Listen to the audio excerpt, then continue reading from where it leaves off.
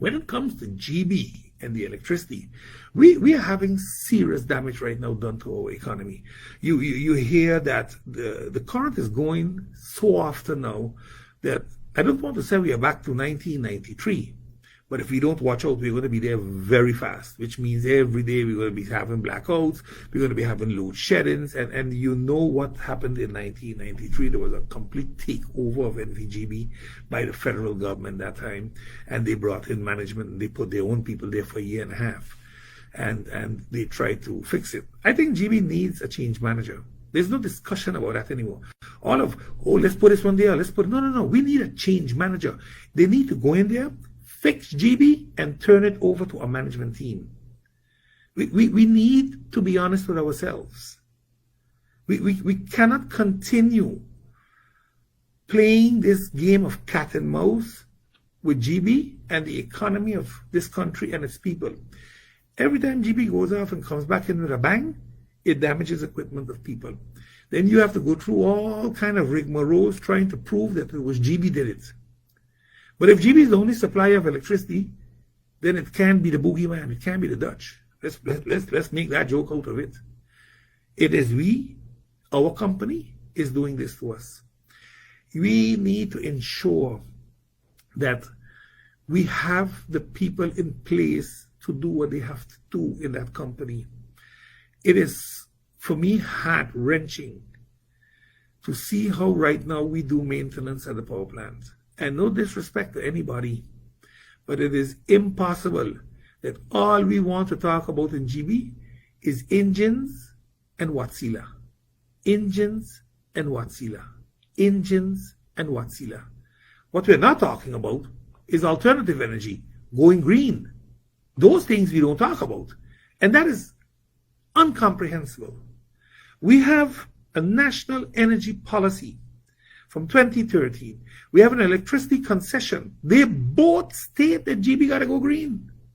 Yet that's not happening, and it's not even a discussion among the management of GB and the shareholder. All they're talking about is a new engine and finding money for a new engine.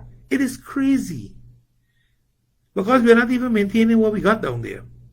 We hope Watsila is. And that's a problem. At the end of the day, that's a problem. Where is Kenrick Chittick? Put in some kind of position someplace in GB when that man ran that power plant for years. He knows it in the back of his hand. But we don't put him down there to work it. We put him in some God-forsaken position, create some position, put him in there, and we talk about good management. We talk that we are doing great things for this country. You see, when you make GB your personal playground, you're going to come back and bite you just now. That's fair warning. All those that know what they're doing, I'm giving you fair warning. After the recess, we're going to deal with this thing in a public meeting. And what fall. When I look at assistance for the seniors in GB, absolutely not what. They're giving them less than they were giving them. But the electricity is only going up more and more because of their ignorance. Not to do alternative energy, but to continue wanting to buy fuel. It looks as if somebody has a fuel deal.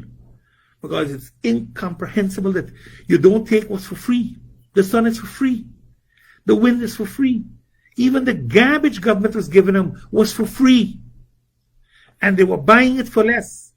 And when you have discussions with them, and they tell you you don't understand it, because you must take all of GB's operations and still keep that price, and then add on the price of alternative energy.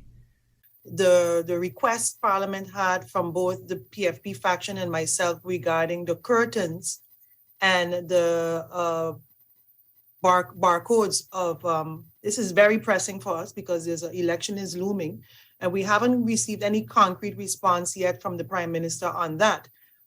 So that would be something I think we're going to be pressing on as well. That's another pressing matter. We would like to have a concrete response from the Prime Minister if indeed she is going to move forward with the suggestions by myself and PFP.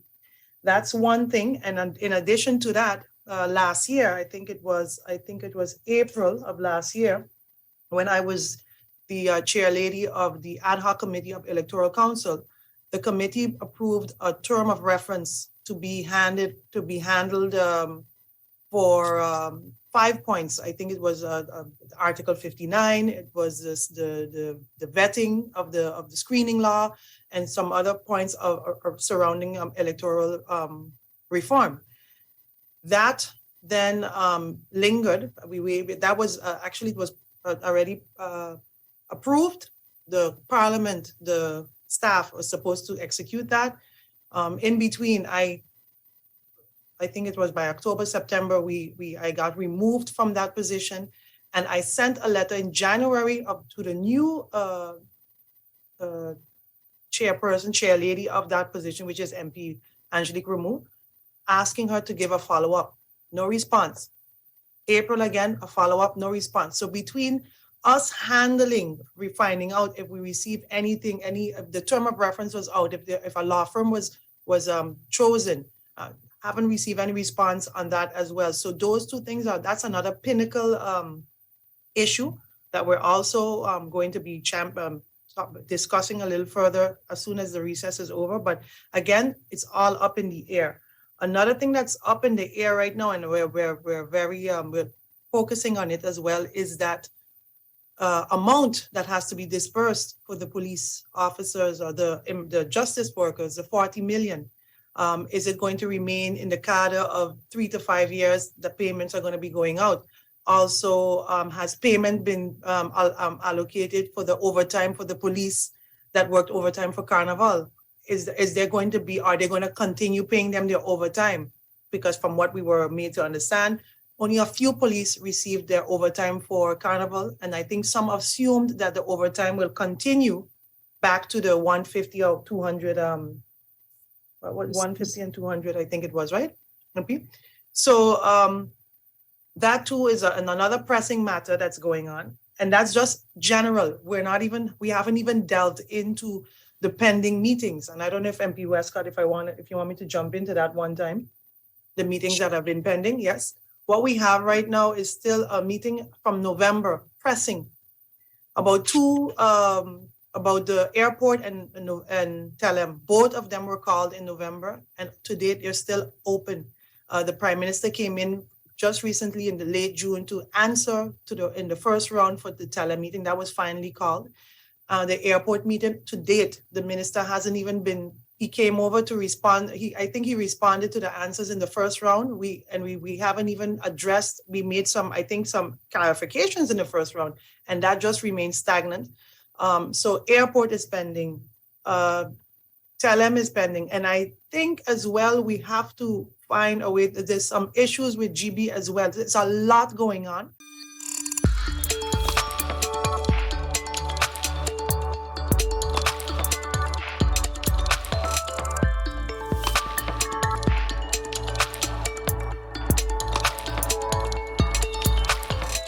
Mealtime rules. Don't serve yourself first. Do not eat with your mouth open. Don't rest your elbows on the table. Don't make noise when eating. Does not apply when enjoying KFC buckets.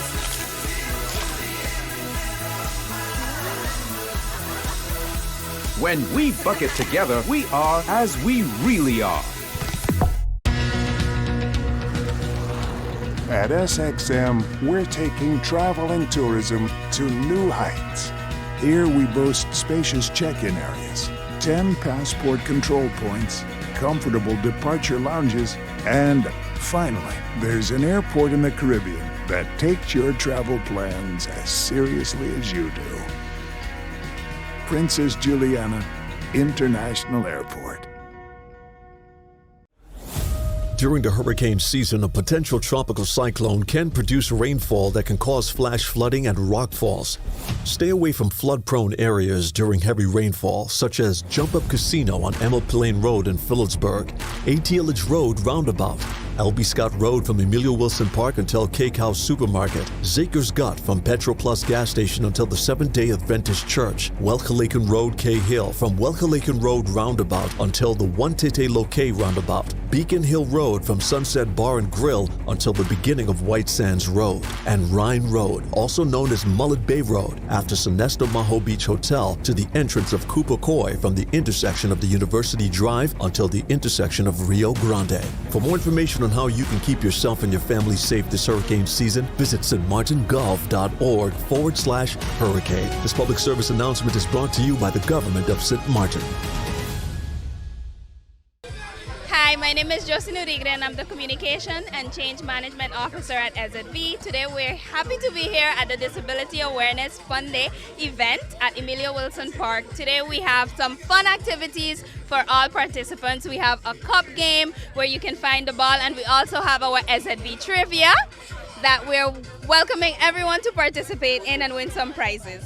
We have information, so if you are not able to come here this morning, you can always reach us in St. John's at the White and Yellow Cross, and we have more than enough information to give you. If we are not able to give you the information that you need, I'm very sure that we can lead you into directions that you need to go to get the information that you might need. So when I'm finished, you have to find the ball, okay? Here we go. 1.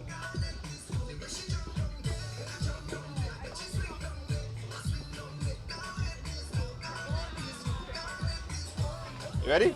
You know which one it is? Which one? Congratulations. So we have ourselves a winner. What would you like?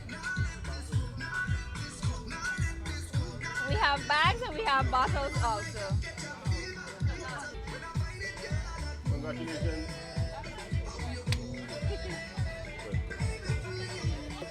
So I shuffled the cups. We played the shuffle the cup, and they had to find the ball. And once they find the ball, they win a prize.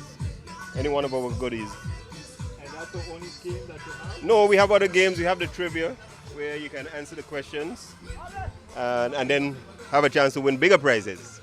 So you scan the QR code, answer the questions online, or via one of our forms, and then you get a chance to win a prize. This is because this is the first time. We have never done anything like this, and we have never collaborated with our government. So I find that it was important because persons in our community that are differently able do not get the exposure that they need. And this is why it becomes a collaborative event, collaborative effort to get the awareness out there. Again, information could never be enough.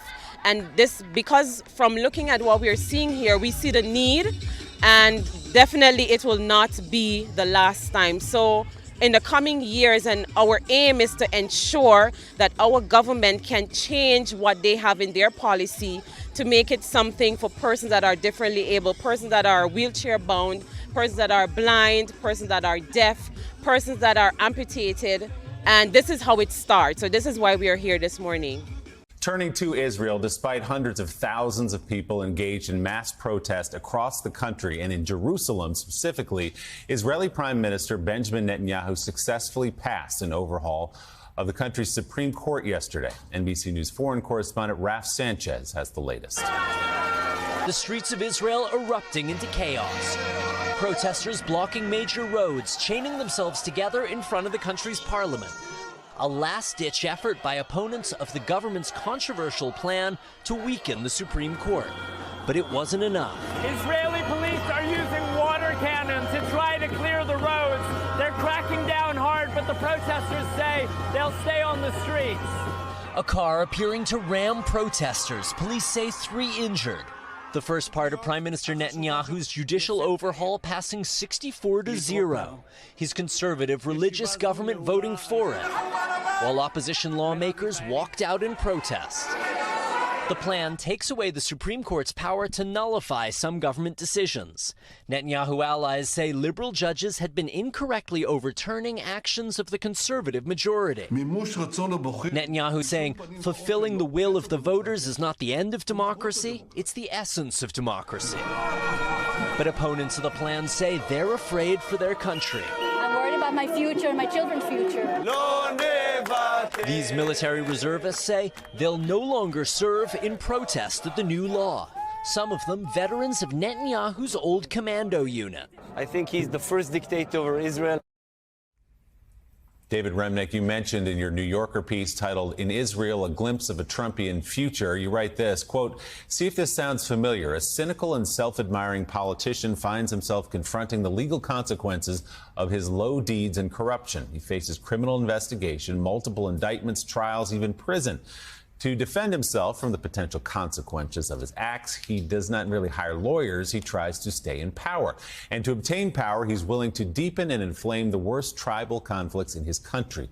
He is willing to undermine the rule of law. He's willing to make common cause with the most hateful voices in his society and place them by his side. In the end, he is willing to erode the liberty of his people to ensure his own." The eagerness to put self before country, of course, is the common thread between two profoundly unprincipled politicians, Benjamin Netanyahu and Donald Trump, writes David Remnick in The New Yorker. So, David, if you could speak to just how extraordinary this moment in Israel is and why it is and what it means for the future of the country. And I think you lay out well the parallel between these two leaders. Yeah, in its 75-year history as a state, Israel has faced no shortage of crises, particularly in the conflict with the Palestinians and many wars over that period of time. And yet yesterday I was getting calls from friends in Israel telling me this is the worst day in the history of the state, because in their view, and obviously this is the liberal view, one half of society's view, that there is no constitution in Israel, but democratic norms are being undermined. Tribalism is being deepened. The balance of powers, insofar as they exist, and they exist only minimally in Israel, are being eroded by this act. And that this act is only the first step in a further erosion of a democratic Israel. Now, it's impossible to have a fully democratic Israel without resolving, in my view, the Palestinian question. But all democratic societies have lingering crises too. Certainly we do. But to see society divided to this degree, to see hundreds and hundreds of thousands of people out on the street, not just once or twice, but for the last 29 weeks, to see military reservists, including Air Force pilots who are considered to be the protectors, the guarantors of Israel's existence, say that they will refuse to serve, is a crisis like we've never seen before in Israel.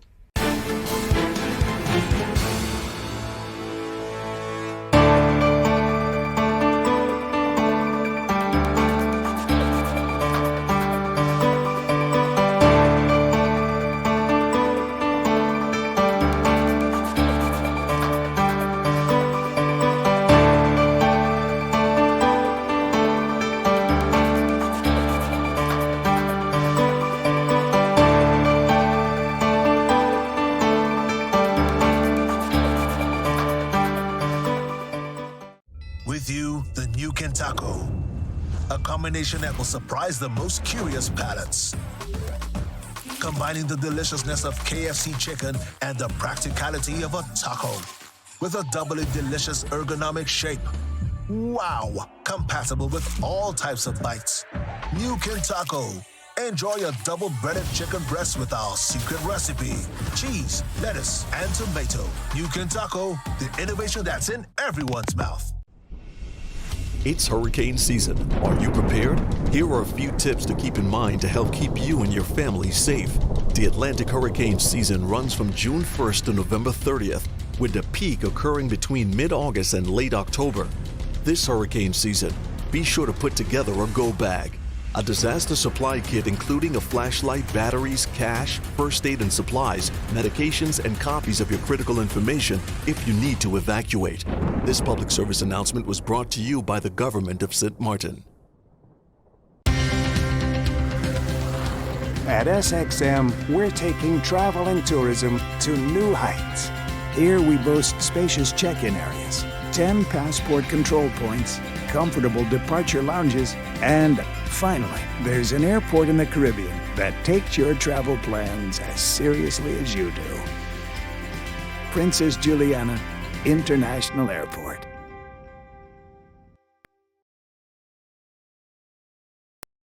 St. Martin, listen up. The Civil Registry Department has taken 7 services online. That's right, you can now request a family tree, local address change, migration deregistration, a registration form, requests for existing certificates, transfer your driver's license, and a driver's license declaration, all online. Go to services.stmartingov.org/civil registry and easily complete a request form for the service that you need. You can also pay for the services online using a major credit card or debit card and receive certain final products digitally as well. No traffic jams, no waiting in lines. And if you're on island or off, you now have full digital access to 7 civil registry services at services.stmartingov.org/civil registry. That's services.stmartingov.org/civil registry. For more information, call 542-0652. Now go online and request your service form today. Mealtime rules. Don't serve yourself first. Do not eat with your mouth open. Don't rest your elbows on the table. Don't make noise when eating. Does not apply when enjoying KFC buckets.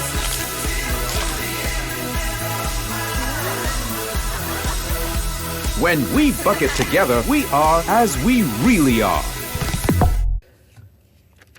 On January 21st, 2021, I introduced articles of impeachment against Joe Biden. And less than 2 weeks later, I was kicked off all of my committees by House Speaker Nancy Pelosi. They said it was for Facebook comments and replies and likes, but we all know the truth. It was because my articles of impeachment on Joe Biden were correct. He was indeed abusing his power as Vice President of the United States. Now we have more information to prove that not only was I right then, but it was more damning than we already knew. But I'd like to roll back. President Trump was wrongfully impeached twice, and both of these impeachments must be expunged by the House of Representatives. But what I'd like to talk about is the difference in the type of information we have. The Democrats brought out the Steele dossier. The Steele dossier was written as a Democrat political opposition research paper. The information was written by a contractor and it was fed to the FBI with no transparency on subsources. The contractor had no primary source information, and the FBI operationalized uncorroborated claims to secure FISA warrant on political campaign official of opposing political party. Information was later debunked by Congress, the Inspector General, and Special Counsel investigations. But the mainstream media won Pulitzer Prizes on the bogus Russia narrative. And then they led the witch hunt, leading to impeaching President Trump over a phone call with the president of Ukraine. But let me tell the House what type of information we actually have. We have an FBI form called an FD 1023 form, and here's the difference for the public listening. On the 1023 form, the information originated from an FBI informant who'd been relied upon for many years and was considered the FBI's top informant. It was also paid $200,000 for multiple years by the FBI. Information was written by the FBI agent in official FBI form and relied on no additional subsources. The FBI informant was a direct eye and ear witness to the information provided. The FBI apparently took no action to further the investigative claim. The FBI has refused to describe any investigative steps to assess the investigative information. Therefore, it has not been debunked, despite White House's lies and false claims. The mainstream media has largely ignored the story or parroted the White House false claim. What does the FD 1023 form tell you? I'll tell you exactly what it says, because not only have I read it, I also have it in my possession right here.